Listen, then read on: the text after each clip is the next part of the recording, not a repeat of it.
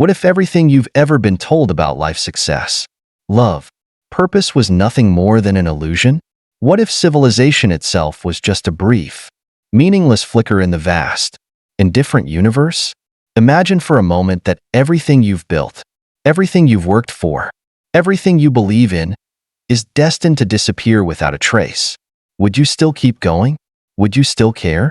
Today, we're diving into one of the darkest and most unsettling philosophies of modern times, the worldview of Albert Caraco, a thinker so extreme that even nihilists might find him unbearable. Unlike philosophers who offer a path forward like Nietzsche's will to power, or Sartre's existential freedom, Caraco doesn't leave room for hope.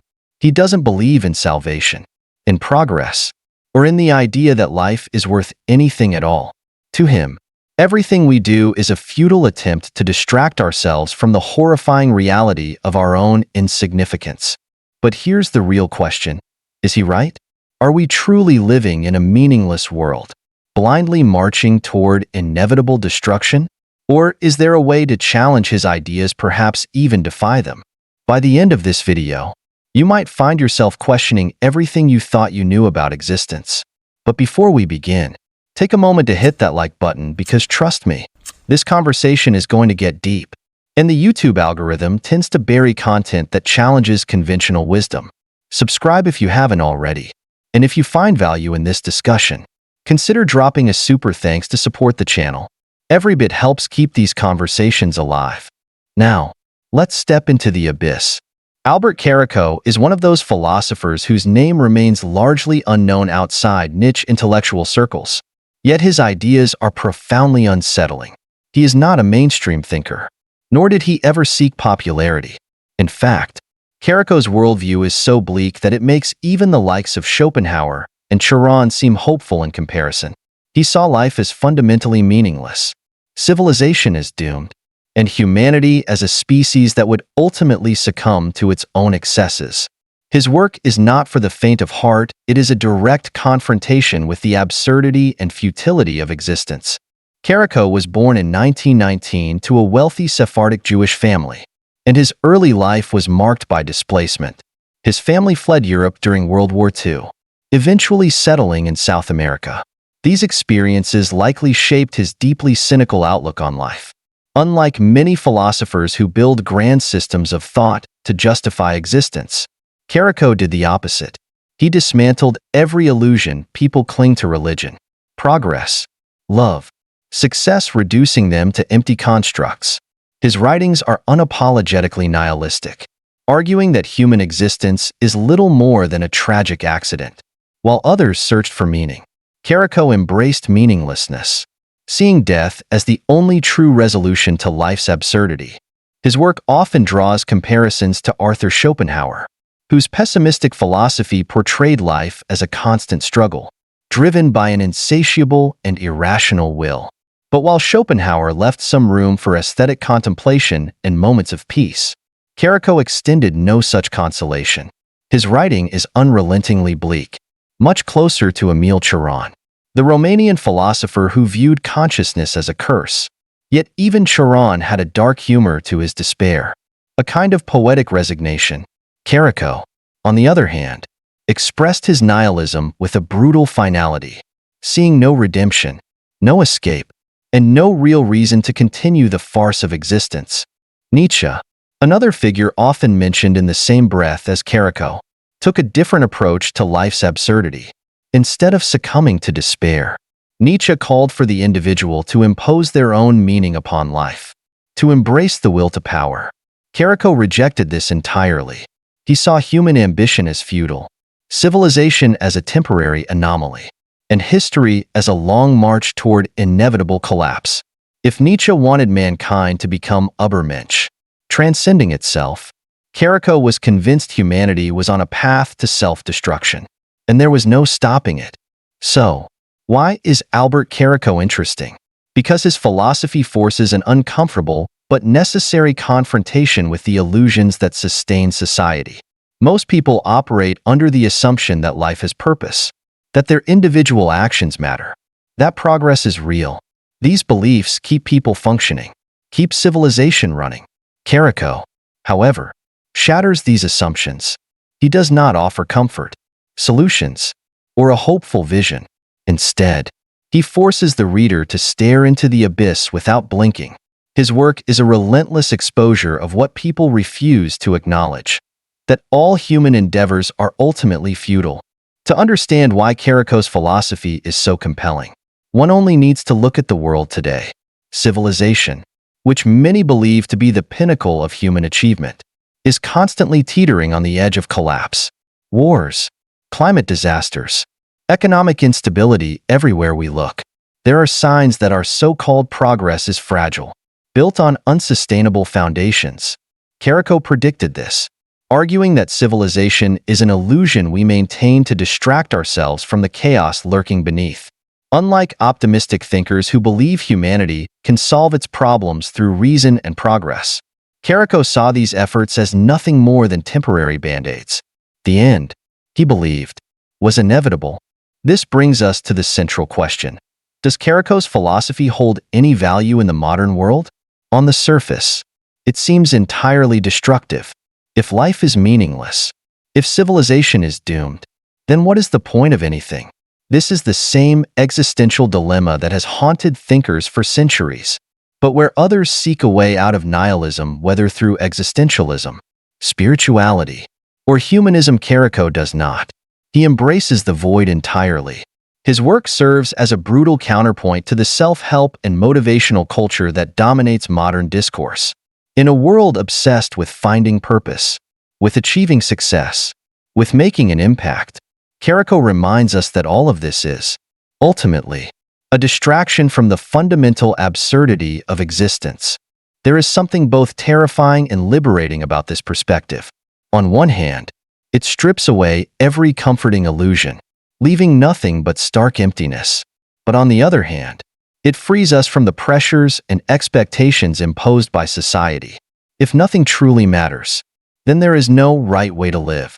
There is no need to chase success, accumulate wealth, or conform to societal norms.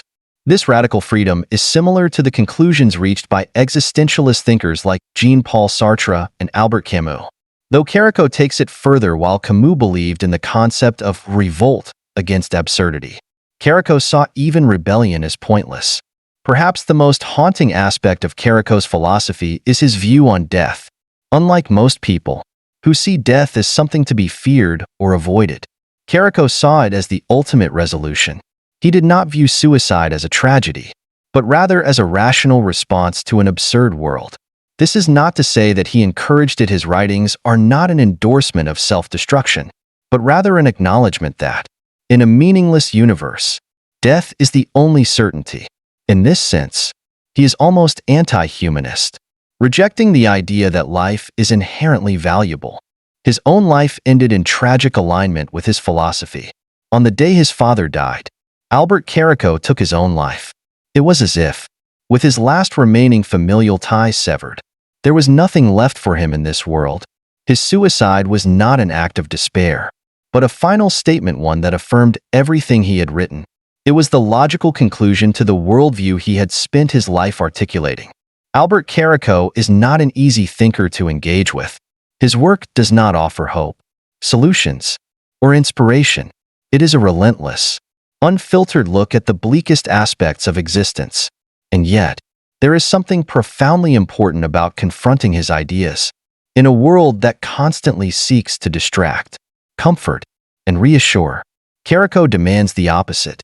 He forces us to ask the hardest questions, to strip away the illusions we cling to, whether or not we agree with him.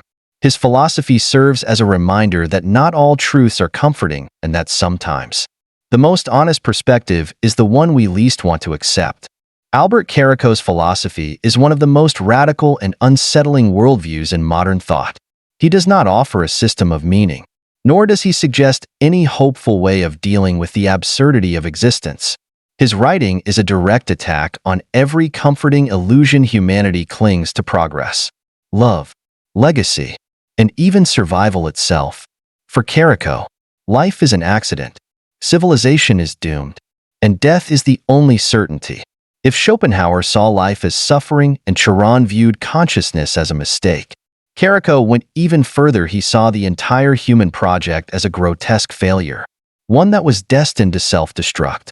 While Nietzsche called for the creation of new values to replace the old ones, Caraco rejected even that effort, believing that all human attempts to impose meaning on life were ultimately futile.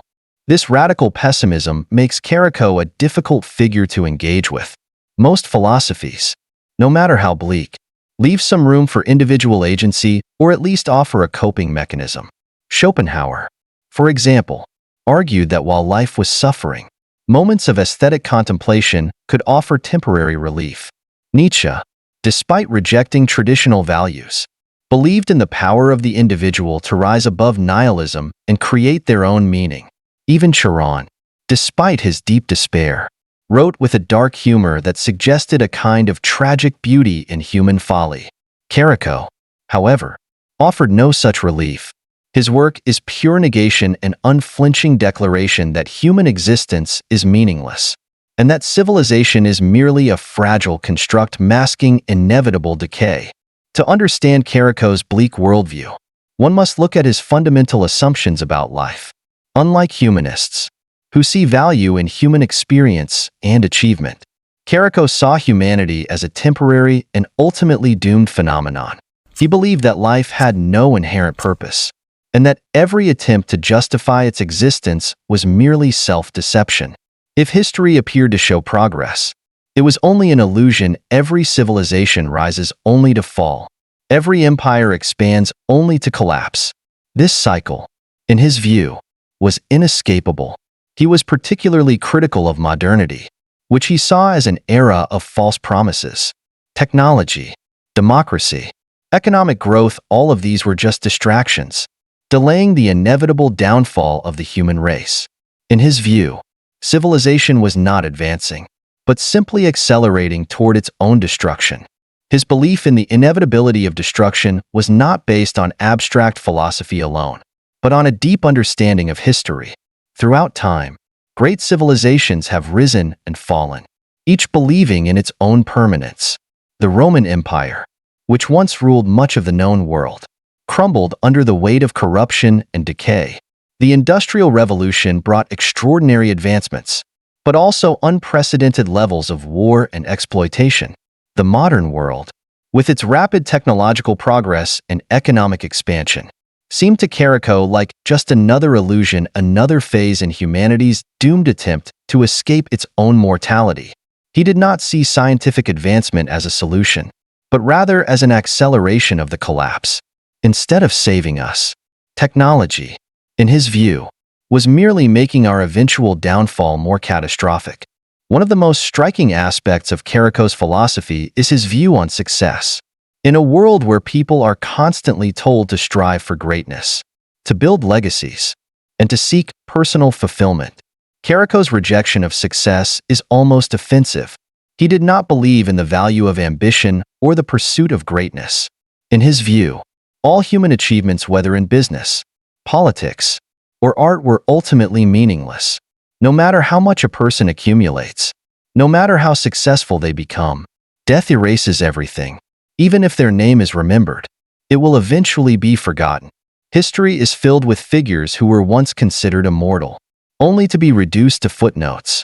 In 1,000 years, who will remember today's billionaires, world leaders, or cultural icons? Even if some names persist, their legacies will be hollow, stripped of the significance they once had. To illustrate Caraco's point, consider the story of a highly successful entrepreneur, a man who spent decades building an empire, accumulating vast wealth, and achieving global recognition. He was at the peak of his success, believing himself to be untouchable. And then, in a single night, everything collapsed. A financial crash wiped out his fortune. His company fell apart, and he was left with nothing. The world that once praised him now ignored him. Moving on to the next success story. This is the kind of scenario Caraco would point to as evidence of the illusion of success. Everything people work for can be lost in an instant, and even if it isn't, time will eventually erase all traces of their achievements. Another example that embodies Caraco's philosophy is the tragic story of a man who devoted his entire life to his work. believing that his efforts would bring him fulfillment. He climbed the corporate ladder, sacrificed relationships, and ignored personal happiness in pursuit of a goal that he thought would give his life meaning. And yet, when he finally reached the top, he found nothing waiting for him. Instead of satisfaction, he felt emptiness. The success he had dreamed of turned out to be hollow. Realizing that he had wasted his life chasing an illusion, he took his own life. Stories like this are not uncommon. They are tragic reminders of the existential void that Caraco warned about. This extreme form of nihilism raises an important question. If everything is meaningless, why live at all? If success, love, and even civilization itself are ultimately futile, what is the point of anything? Caraco did not provide an answer, at least, not one that most people would find comforting. Unlike existentialists who argue that individuals must create their own meaning, Caraco did not believe in the possibility of self-made purpose. For him, the logical conclusion of recognizing life's meaninglessness was to embrace it fully, to accept that there is no point, and to stop seeking one. He saw death not as a tragedy, but as the only certainty, the only escape from the absurdity of existence. This is what makes Caraco's philosophy so difficult to accept. Most people need some form of hope, some reason to continue. Even those who accept the idea that life has no inherent meaning often try to construct their own, whether through relationships, creativity, or personal goals. Caraco, however, dismissed these as mere distractions. In his view, there was no redemption, no higher purpose, and no way out of the cycle of destruction that humanity had set itself on. He did not encourage people to seek happiness or fulfillment because he did not believe those things were real in any lasting sense. Instead, he forced people to confront the brutal reality of existence without the comfort of illusions. Yet, despite the bleakness of his philosophy, Caraco's ideas are worth engaging with because they challenge the assumptions that most people take for granted. In a society obsessed with success, self-improvement, and the pursuit of happiness, Caraco serves as a reminder that all of these things are ultimately temporary. He forces people to ask whether what they are striving for actually matters, or if they are simply following societal expectations. His work does not offer comfort, but it does offer clarity, the kind of clarity that can be both terrifying and liberating, whether one agrees with him or not. His perspective is a necessary counterbalance to the relentless optimism that dominates modern culture. Albert Caraco saw success as nothing more than a distraction, a temporary victory in a meaningless game that no one can truly win.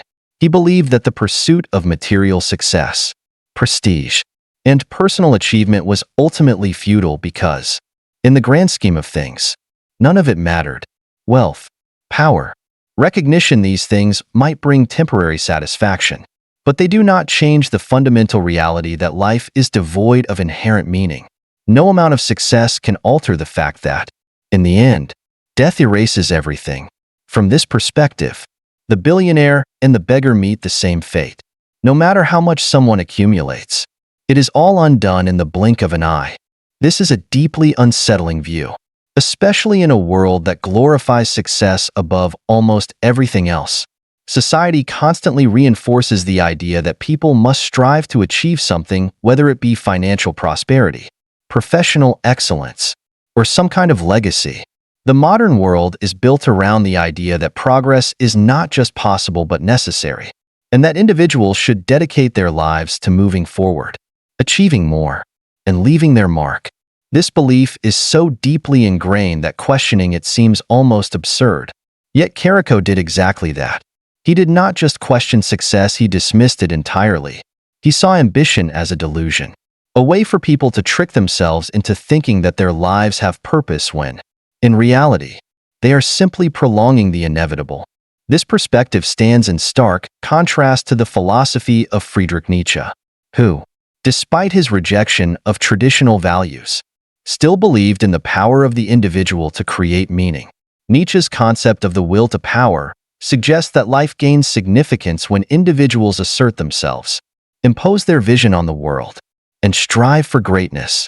While Nietzsche recognized the absence of inherent meaning, he argued that this void could be filled by human will. In other words, Success has meaning if one actively chooses to make it meaningful. Caraco, on the other hand, saw this as just another illusion. To him, it did not matter whether meaning was imposed externally or created internally. Either way, it was still artificial, still a lie that people told themselves to avoid facing the truth. The fundamental question, then, is this: if success is meaningless, how should people live? If striving for achievement does not change the ultimate reality of existence, then what is the point of doing anything? This is not just a philosophical dilemma, it is something that people confront in real life all the time. There are countless stories of individuals who dedicate themselves to the pursuit of success, only to find that it does not bring them the fulfillment they expected.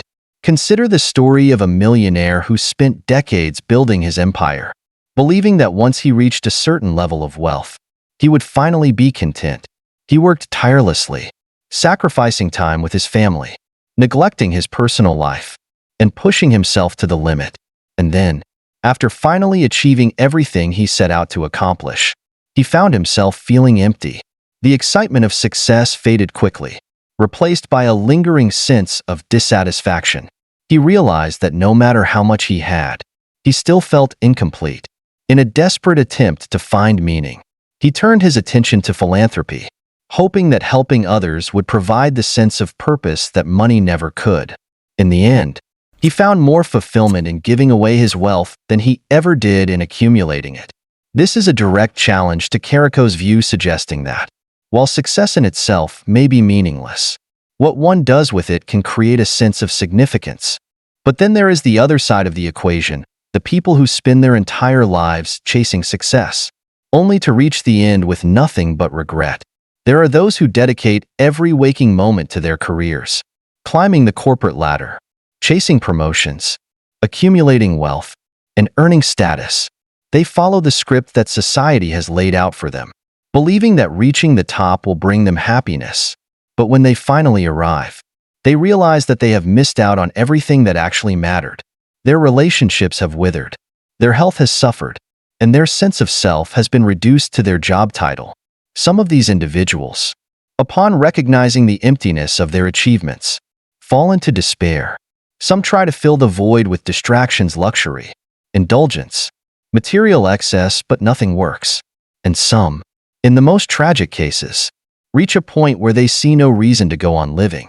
They spent their entire lives chasing something that turned out to be a mirage.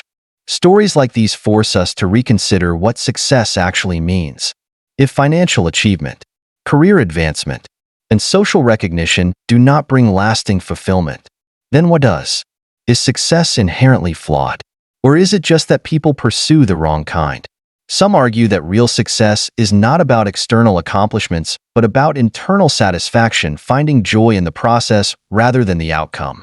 This is the perspective taken by many Eastern philosophies, which emphasize detachment from worldly ambition and the cultivation of inner peace. Instead of defining success in terms of achievement, they define it in terms of personal contentment. This is a stark contrast to the Western model of success, which is built around accumulation and external validation. Caraco would likely dismiss both perspectives. He would argue that whether success is external or internal, it is still a human construction, a way to avoid facing the deeper truth that life itself has no inherent meaning. To him, finding satisfaction in work, wealth, or even self-improvement is just another form of self-deception. Whether one pursues traditional success or a more personal form of fulfillment, the end result is the same. Nothing truly matters in the grand scheme of things. And yet, most people are not willing to accept this. Most people need some kind of motivation, some sense of purpose, to keep moving forward.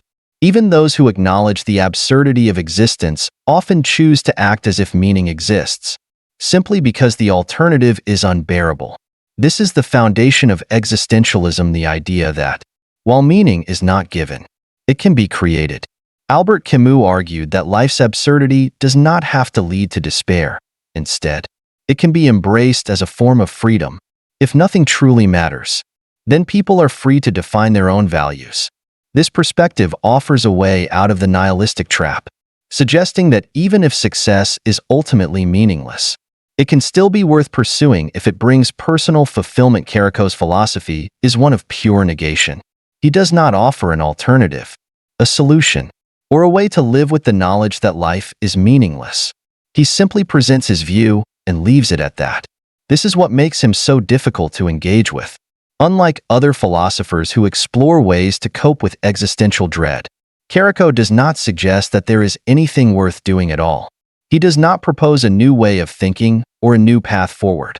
He simply states, again and again, that all human effort is futile. This forces us to ask a difficult question. What if he is right? What if success is nothing more than a temporary illusion? What if no amount of achievement can change the fundamental meaninglessness of existence? And if that is the case, does it mean that people should stop trying? Should they simply accept the void and do nothing? Or is there still value in living as if meaning exists? Even if it doesn't, most people, when faced with these questions, choose to reject Caraco's perspective. Either consciously or unconsciously, they continue to strive, to seek meaning, to pursue success not because they believe it will bring ultimate fulfillment, but because the alternative is unbearable. Perhaps this is the real answer. Even if success is meaningless in the cosmic sense, it can still matter in a personal sense.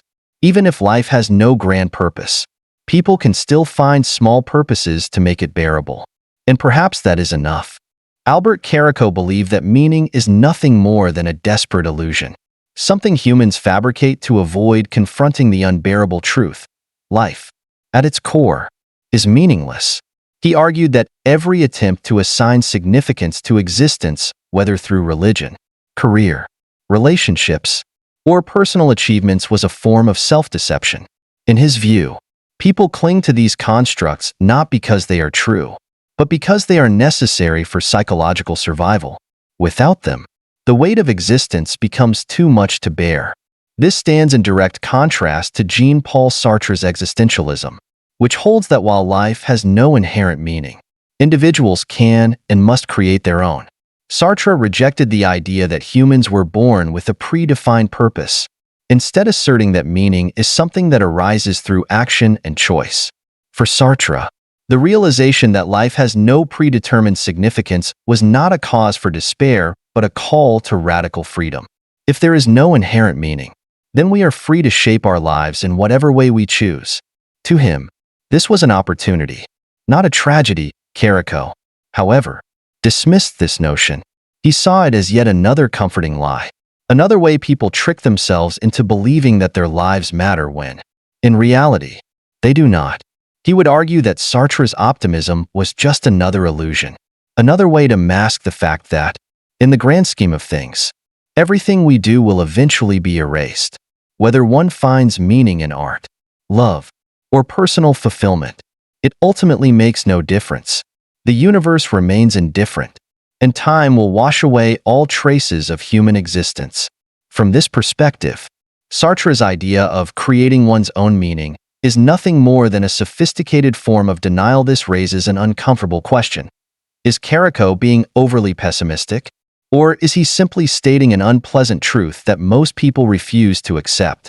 It is easy to dismiss him as nihilistic to the extreme, but when we examine the world around us, his arguments become difficult to refute.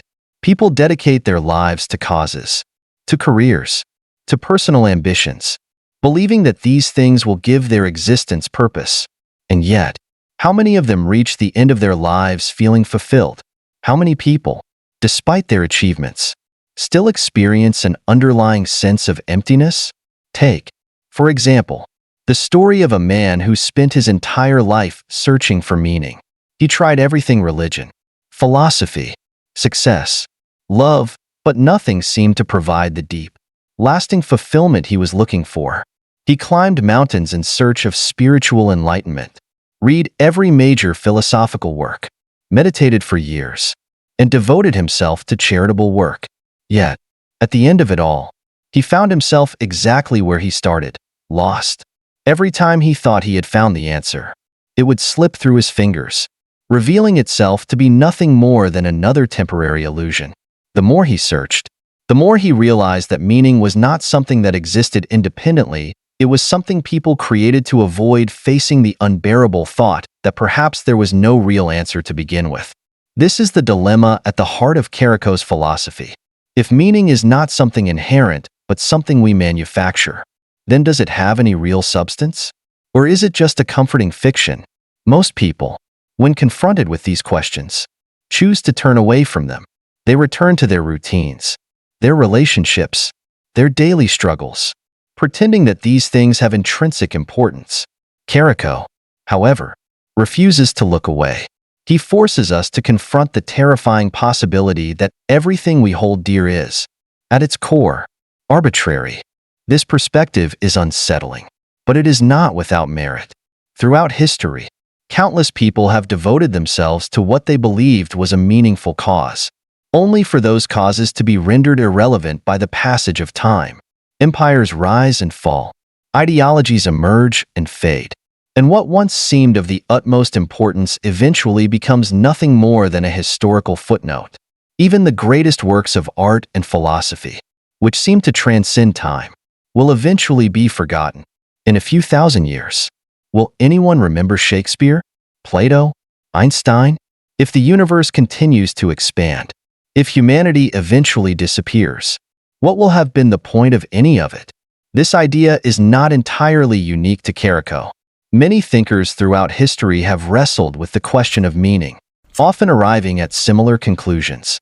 Arthur Schopenhauer, for example, viewed life as an endless cycle of suffering and desire, arguing that the best one could do was to minimize pain and accept the futility of existence. Émile Cioran, another great pessimist, wrote extensively about the absurdity of human aspirations, calling life a failed experiment and suggesting that existence itself was a mistake. Yet even Cioran found a kind of poetic beauty in this realization. He did not seek meaning, but he found some satisfaction in observing the tragedy of human existence from a distance. Caraco, however, offered no such poetic detachment. His philosophy was one of total negation. If meaning is an illusion, then what is left?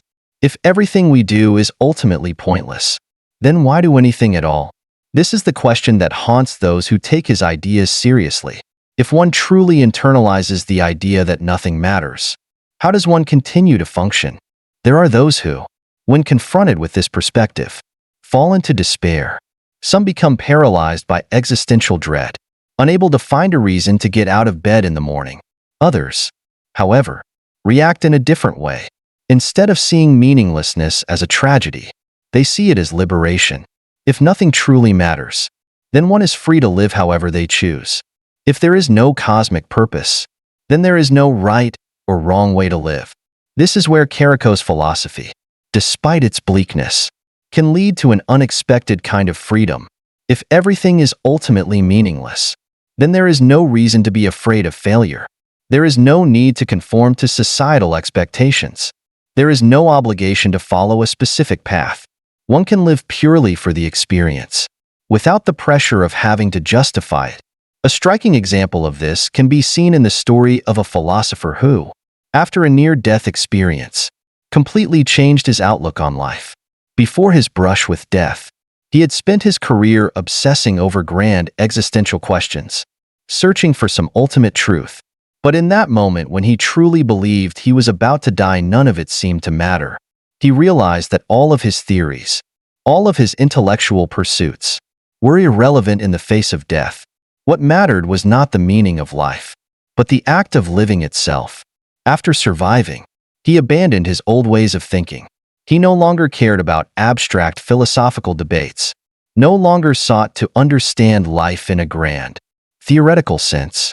Instead, he focused on simply experiencing it.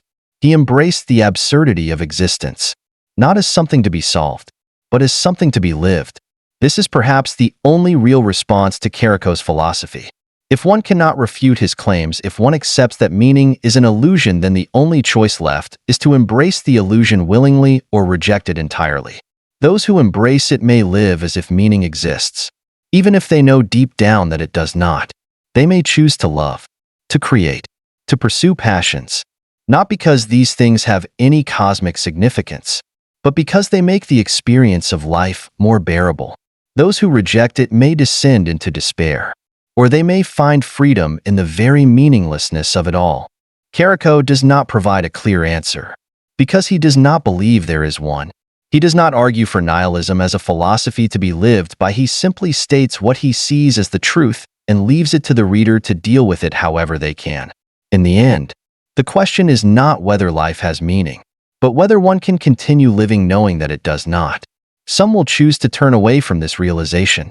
Others will embrace it.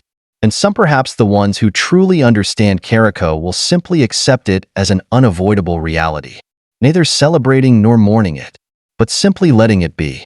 Albert Caraco viewed relationships and society as fleeting constructs, temporary arrangements that humans clung to in a futile attempt to escape the inherent loneliness of existence.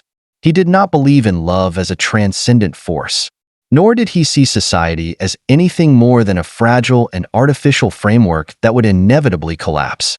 To him, human connections were driven by self-interest, biology, and the need for distraction rather than any real, enduring meaning. He saw relationships as transactional. People sought companionship not out of some grand emotional truth, but because they could not bear solitude.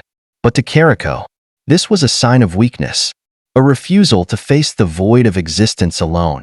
This view stands in stark contrast to thinkers like Aristotle, who famously argued that humans are social animals by nature and that true happiness, or eudaimonia, could only be achieved through meaningful relationships and active participation in society. Aristotle saw friendships as one of the highest goods in life, distinguishing between mere utility-based connections and deeper, virtue-based friendships that contributed to personal growth. Similarly, Confucius emphasized the importance of family, social harmony, and duty to others as the foundation of a well-lived life.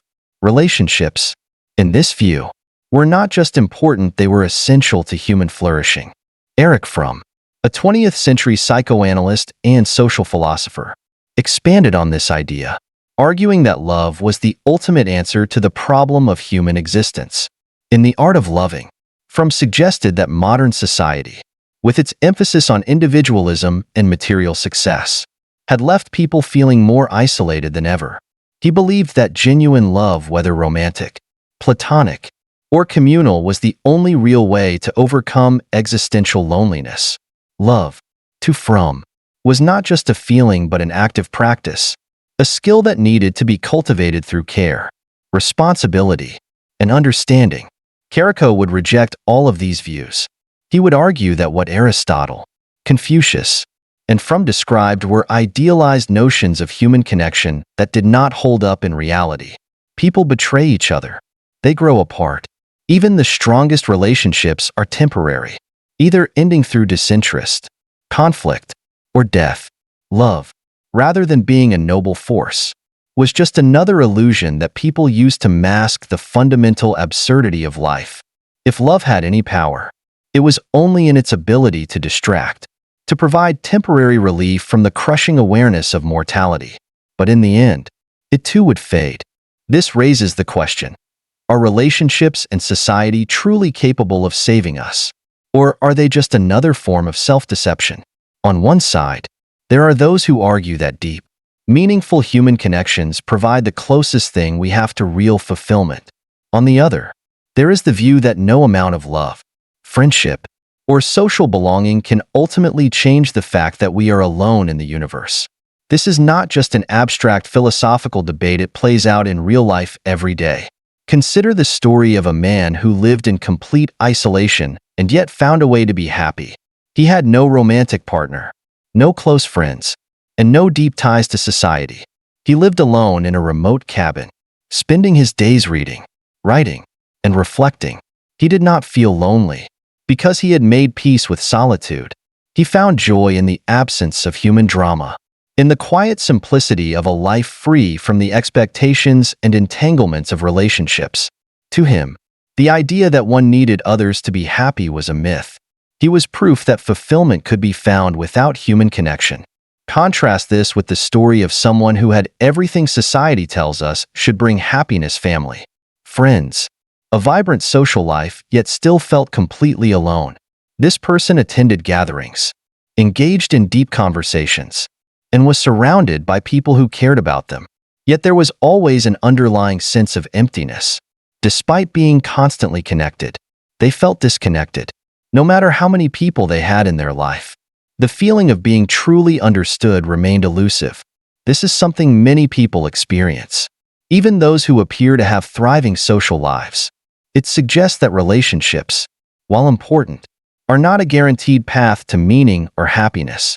There is also the question of whether relationships actually help us understand ourselves, or whether they simply serve as distractions.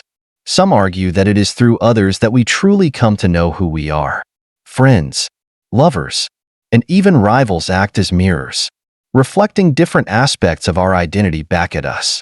They challenge us, support us, and force us to grow in ways we might not on our own. But Caraco would likely counter that this is precisely the problem. If one's sense of self is dependent on others, then it is not truly one's own. If relationships define us, then what happens when they end? Are we left with nothing? This question becomes even more complex when considering the role of society as a whole. Some thinkers believe that civilization itself is what gives human life meaning.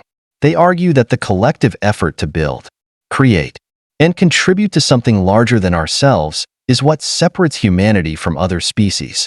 There is a sense of purpose in being part of a greater whole, in participating in a shared history and working toward a common future. This is why people feel pride in their nations, communities, and cultures. It gives them a sense of belonging. But Caraco saw this, too, as an illusion. Societies rise and fall. Civilizations that once seemed indestructible have crumbled into dust. No matter how advanced a society becomes, it is ultimately temporary. The notion that being part of a community gives life meaning is, to him, just another way humans fool themselves into thinking that their existence matters. In the grand timeline of the universe, even the most powerful empires are just blips, and no amount of social belonging can change that. And yet, history provides counterexamples to Caraco's pessimism. There are stories of people who, despite having bleak worldviews, were changed by the experience of connection. Consider a philosopher who spent most of his life convinced that existence was meaningless. He was deeply skeptical of love, friendship, and the idea of community. But one day, through an unexpected act of kindness, a stranger helping him in a moment of need, a friend showing up at the right time, he experienced something he could not easily dismiss. It did not erase his doubts or turn him into an optimist overnight, but it planted a seed of uncertainty. Perhaps, he thought, even if meaning is an illusion, it is an illusion worth embracing. There is also the simple fact that, regardless of whether relationships provide true meaning, they are often what make life bearable. Even if love is fleeting, even if friendships fade, they still bring moments of joy, comfort, and understanding. Maybe, in the end, that is enough. Maybe the mistake is expecting permanence, expecting relationships to be something they are not. If one accepts that everything is temporary, then one can appreciate human connection for what it is, something that does not last forever. But that makes the time we have a little less empty. Caraco's rejection of relationships and society is extreme, but it forces us to ask difficult questions. Are we truly dependent on others for happiness? Or is that just something we have been conditioned to believe? Is the pursuit of love and community an authentic path to fulfillment? Or is it just another way to avoid facing the void? Ultimately, the answer may depend on the individual. Some will find meaning in connection, others in solitude. Some will choose to embrace the illusion, while others will reject it. Caraco leaves no room for hope. But perhaps hope is not something that needs to be justified. Perhaps it is something that, despite everything, people will continue to choose. Albert Caraco believed that civilization was destined to collapse, not as a possibility, but as an inevitability. He saw human progress as an illusion, a fragile construct built on false optimism and temporary stability. To him, the idea that society could continue advancing indefinitely was a fantasy, a self-deception that ignored the cyclical nature of history. Every civilization, no matter how powerful, follows the same trajectory, rising from chaos, reaching its peak, and then crumbling under its own weight. The modern world, in his view, was no exception. If anything, its collapse would be even more catastrophic due to the scale and complexity of contemporary society. Economic instability, political corruption, environmental destruction, and technological overreach were not just challenges to be solved, but symptoms of an inevitable downfall. Caraco's vision aligns in many ways with the work of Oswald Spengler, a German historian and philosopher who argued in The Decline of the West that civilizations, like living organisms, go through a natural life cycle. Spengler believed that every great culture experiences a period of growth, flourishes into a dominant civilization, and then enters a phase of decline before ultimately disintegrating. He compared this to the seasons. Spring represents a society's birth, summer its peak, autumn its gradual decline, and winter its final decay. He suggested that the West had already entered its winter phase, marked by moral decay, loss of cultural vitality, and an overemphasis on materialism and bureaucracy. If Spengler's analysis was correct, then Caraco's pessimism might not be so far-fetched. The question is not whether civilizations collapse. History has shown that they do, but whether our current civilization is at that point.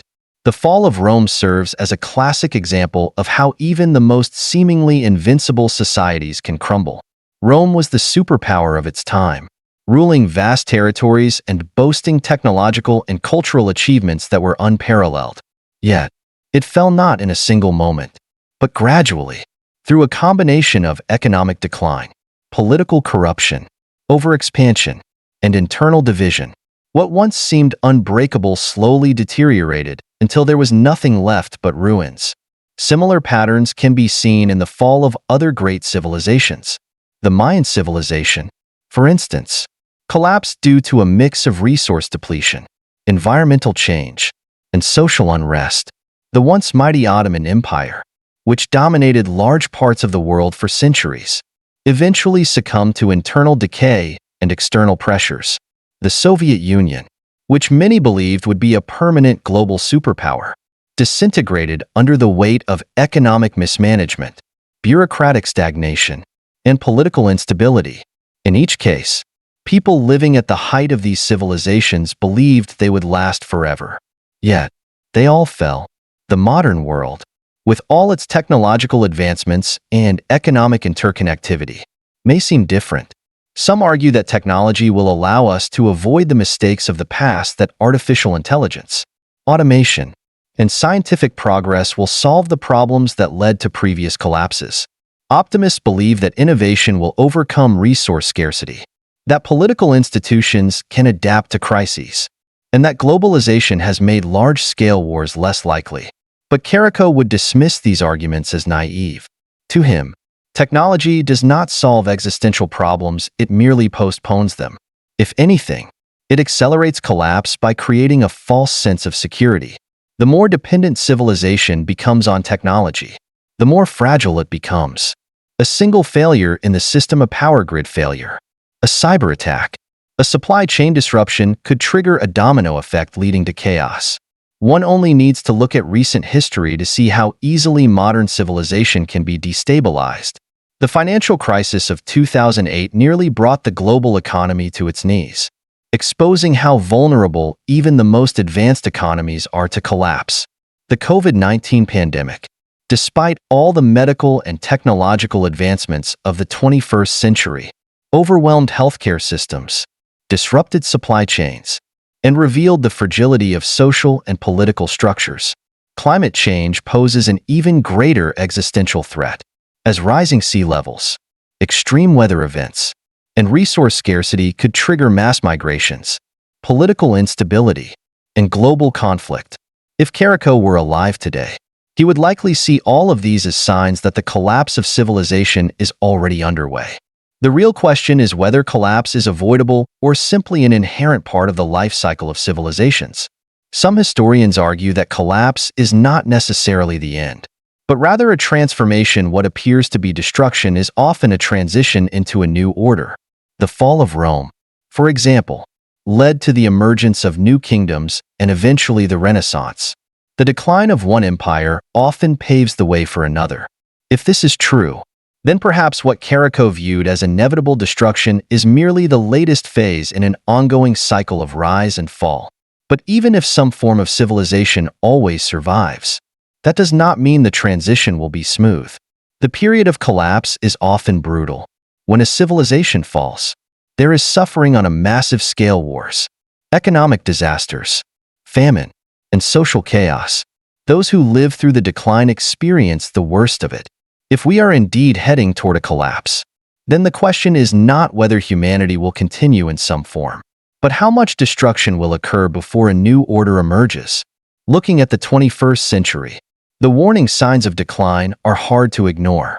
Rising authoritarianism, political polarization, economic inequality, environmental degradation, and the increasing power of artificial intelligence all point to a future that is uncertain at best, disastrous at worst. The same factors that led to the downfall of past civilizations are present today, but on a much larger and more interconnected scale. If Caraco is right, then our technological advancements are not safeguards, they are merely new ways to accelerate self-destruction. But is this conclusion too bleak? Are we really doomed? Or is there still a chance to reverse course? Some would argue that the very act of questioning civilization's fate suggests that we are not yet beyond saving. Awareness of decline allows for intervention. If we can recognize the warning signs and take action, perhaps collapse can be avoided or at least mitigated. However, history suggests that civilizations rarely change course voluntarily. Most do not realize they are in decline until it is too late. The forces that drive collapse, greed, power struggles, environmental destruction, are deeply embedded in human nature. If these forces could be controlled, history would look very different. This leads to the uncomfortable conclusion that Caraco's vision of doom may not be irrational, but merely unpalatable. People do not want to believe that civilization is collapsing because it is too terrifying to accept. They want to believe in progress, in the ability to fix problems, in the idea that humanity is moving towards something better. But wanting something to be true does not make it so. Caraco forces us to confront the possibility that, despite our best efforts, we are merely repeating the mistakes of the past, only this time on a global scale. If he is right, then what does that mean for how we should live? If civilization is destined to fall, does it mean we should simply give up? Perhaps the answer is not to try to stop the inevitable, but to prepare for it. If history has taught us anything, it is that the most adaptable individuals and societies are the ones that survive collapse. Those who cling too tightly to the illusion of permanence are the ones who suffer the most when reality shatters their expectations. Caraco may not have believed in salvation, but he did believe in clarity. Recognizing that civilization is fragile does not mean one must surrender to despair. It means one must see the world as it is, not as one wishes it to be. It means understanding that nothing lasts forever, that even the greatest achievements are temporary, and that perhaps the best we can do is to navigate decline with open eyes rather than blind optimism. Whether civilization is truly doomed or not, one thing is certain: ignoring the possibility of collapse does not make it any less real. The question is whether we are willing to confront that reality before it is too late. Albert Caraco's philosophy is one of total negation, a worldview that strips away all illusions of meaning, purpose, and progress. He argued that life is a mistake, that civilization is doomed, and that all human efforts, whether in relationships, success, or societal advancement, are ultimately futile. His vision is deeply aligned with the bleakest aspects of Schopenhauer's pessimism and Chiron's despair. Caraco did not attempt to soften his conclusions or provide any false hope. Instead, he forced his readers to confront what he saw as the brutal truth: that nothing we do matters in the long run, and that our existence is a meaningless accident heading toward inevitable destruction. But does this mean that we are forced to accept his vision without resistance? Is there truly no way to live a meaningful life without falling into the trap of self-deception? Can one acknowledge the absurdity of existence without succumbing to despair? Caraco's philosophy, while powerful in its honesty, leaves little room for agency. He presents meaning as an illusion, but he does not account for the possibility that illusions, if consciously chosen, might still serve a purpose. The real question is whether there is a way to engage with life fully, even if one accepts its ultimate meaninglessness. This is where existentialism and Stoicism provide a possible counterpoint to Caraco's extreme nihilism. Existentialists like Jean-Paul Sartre and Albert Camus acknowledge that life has no inherent meaning. But rather than seeing this as a cause for despair, they saw it as an opportunity for freedom. If there is no preordained purpose, then individuals have the power to create their own. Sartre argued that humans are condemned to be free, meaning that, in the absence of divine or objective meaning, we must take full responsibility for shaping our lives. Camus, in The Myth of Sisyphus, used the metaphor of Sisyphus endlessly rolling a boulder up a hill only for it to roll back down, suggesting that while existence may be absurd, one can still rebel against this absurdity by choosing to live authentically. The moment one accepts the lack of meaning but chooses to live fully anyway, they have achieved what Camus called the only true philosophical victory. Stoicism, on the other hand, takes a different approach by focusing not on creating meaning but on accepting life as it is.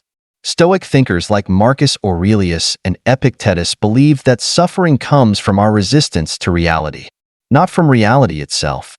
Rather than lamenting the futility of existence, they taught that one should focus only on what is within their control, their own thoughts, actions, and responses. Unlike Caraco, who saw the inevitability of death and collapse as reasons for despair, the Stoics saw them as reasons to live with discipline, virtue, and resilience. To them, recognizing that everything is temporary does not mean giving up, it means embracing life with a sense of detachment, making the most of each moment without being crushed by its impermanence. If existentialism offers a way to create meaning, and Stoicism offers a way to endure meaninglessness, then together they form a possible antidote to Caraco's bleakness. Rather than being paralyzed by the knowledge that nothing lasts, one can either create purpose or accept life as it is, without needing it to be anything more. There are real-world examples of people who have faced the darkest aspects of existence but found a way forward. Consider the story of someone who lost everything: wealth, family, status, and yet managed to rebuild their life in a way that was deeply fulfilling. There have been countless individuals who, after devastating losses, did not succumb to despair but instead found a new way to live. Viktor Frankl, a Holocaust survivor and psychologist, wrote in Man's Search for Meaning that even in the most horrific circumstances, individuals can find purpose not because suffering has intrinsic meaning, but because the human mind has the power to assign meaning to even the worst experiences. Frankl argued that those who survived the concentration camps were often the ones who could find something, however small, to live for. If meaning is an illusion, then perhaps it is an illusion that is worth embracing. There are also philosophers who, after years of deep pessimism, changed their perspectives. Friedrich Nietzsche himself went through stages of despair before ultimately developing his concept of the will to power, where he argued that instead of surrendering to nihilism, individuals should strive to create their own values and overcome themselves. Émile Cioran, one of the most infamous philosophical pessimists, even admitted that while he believed life was meaningless, he still found moments of beauty in music, art, and the simple act of observing the absurdity of the world.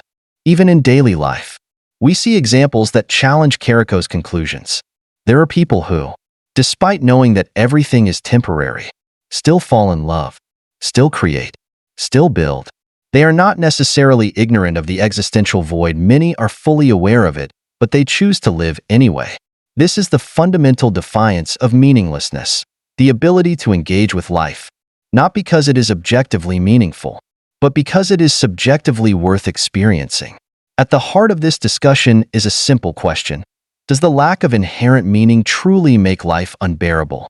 Or is it the expectation of meaning that causes suffering? If one stops demanding that life provides something it cannot, cosmic significance, permanence, ultimate answers, then one is free to simply live. This is not to say that Caraco's view is entirely wrong. His perspective forces a level of honesty that few are willing to confront, but where he saw only despair, others have seen freedom. One might argue that, in the end, the difference between Caraco and those who choose to live despite everything comes down to attitude. If one believes that meaning must be external and objective, then its absence is devastating. But if one accepts that meaning is internal and self-created, then life becomes a canvas rather than a void. Whether through existentialist rebellion, Stoic acceptance, or even just the simple joy of experience, there are ways to engage with life that do not require false hope, yet do not fall into absolute despair.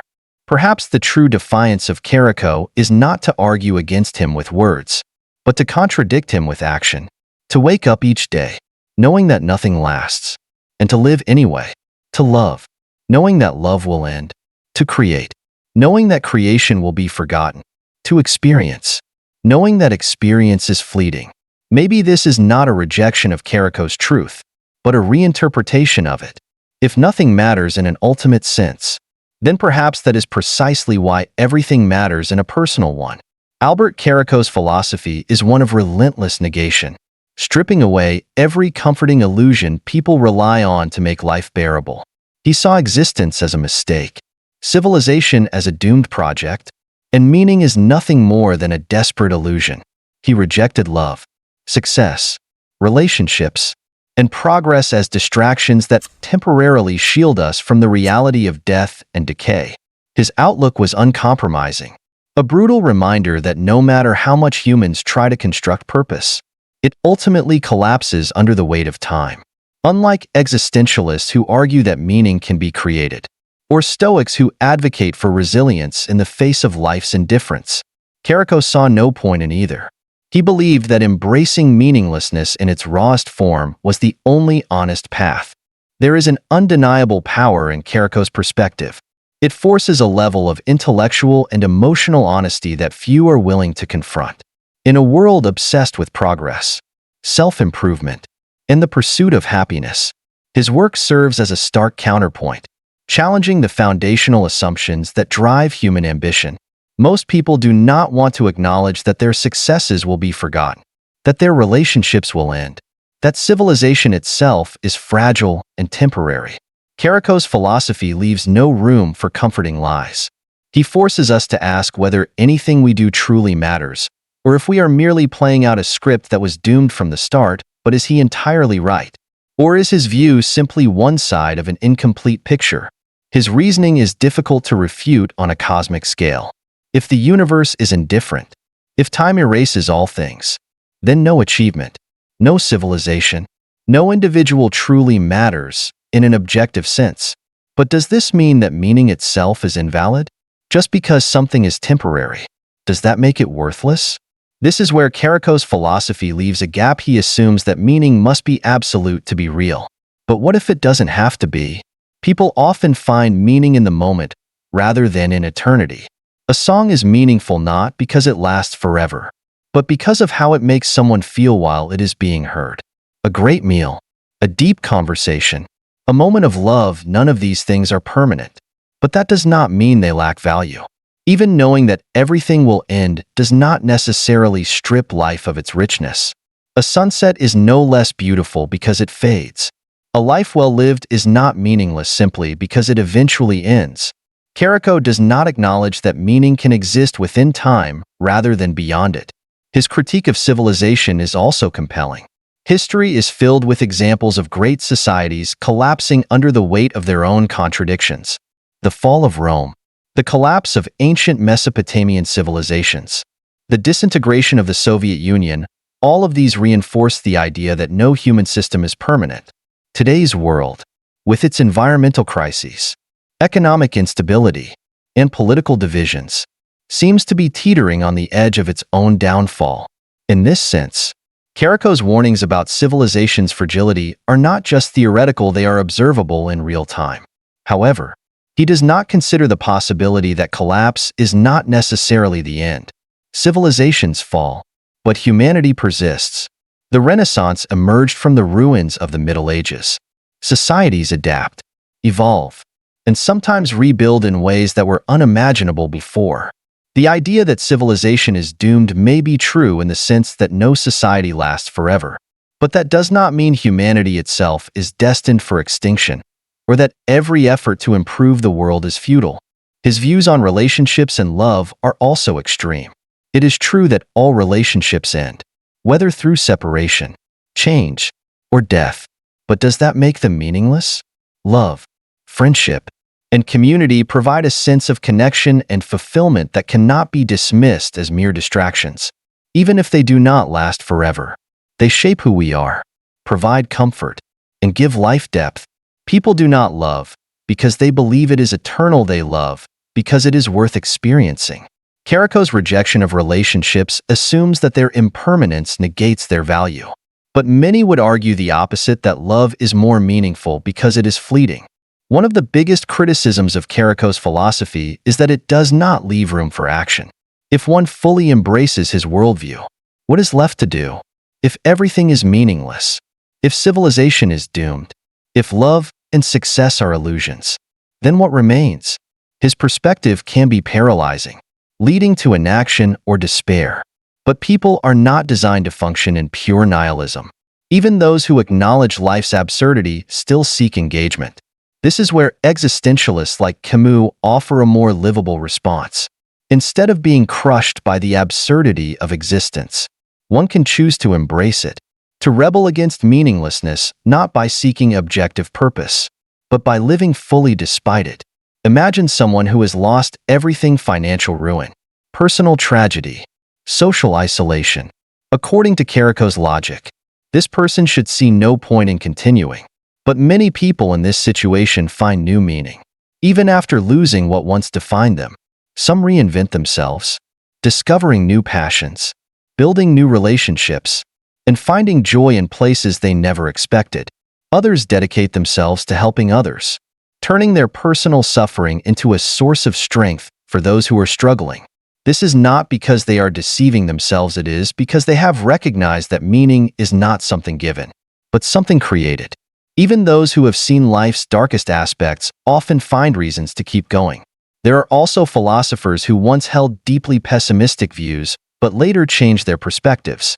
Nietzsche, despite his early nihilism, ultimately rejected it, developing the idea of the will to power, the notion that individuals should assert themselves and create their own values. Even Émile Cioran, one of history's greatest pessimists, found solace in the beauty of existence, acknowledging that while life was absurd, it was still fascinating. These thinkers understood the weight of meaninglessness, but rather than surrendering to it, they chose to push against it in their own ways. Caraco's philosophy is an important challenge, forcing people to question their assumptions about meaning, progress, and human connection. But his conclusions are not the only possible answers. The fact that meaning is not absolute does not mean it is worthless. The fact that civilization will one day collapse does not mean every effort to improve the world is pointless. The fact that love is temporary does not mean it is not real. The real question is not whether Caraco is right about meaninglessness, but whether meaninglessness has to define how we live. Some will choose to accept his view completely, resigning themselves to despair. Others will reject it entirely, clinging to illusions. But there is a middle path, one that acknowledges the void but refuses to be consumed by it. In the end, the most important response to Caraco may not be to argue with him, but to live in a way that proves him wrong, whether through love, creativity, connection, or simply the act of continuing. There are ways to exist that do not require absolute meaning, but are still deeply worth experiencing. So the question remains, do you agree with Caraco? Or do you believe there is something more? If everything is meaningless in the grand scheme of things, does that mean it is meaningless to us personally? Or is it possible to live fully even in the face of the void? The answer is not something that philosophy can dictate, it is something each person must decide for themselves. So, where does this leave us? Is Caraco right? Is life nothing more than a tragic mistake? A pointless game leading to inevitable ruin? Maybe. There's no denying the weight of his arguments, the impermanence of success, the fragility of civilization, the emptiness of meaning when stripped down to its core. But the question isn't just about whether life is meaningless. The real question is, what do we do with that knowledge? Some will take Caraco's perspective and surrender to it, seeing no point in love, ambition, or even existence itself. Others will reject his ideas completely, clinging to the belief that meaning exists, even if they cannot fully define it. But there's a third option.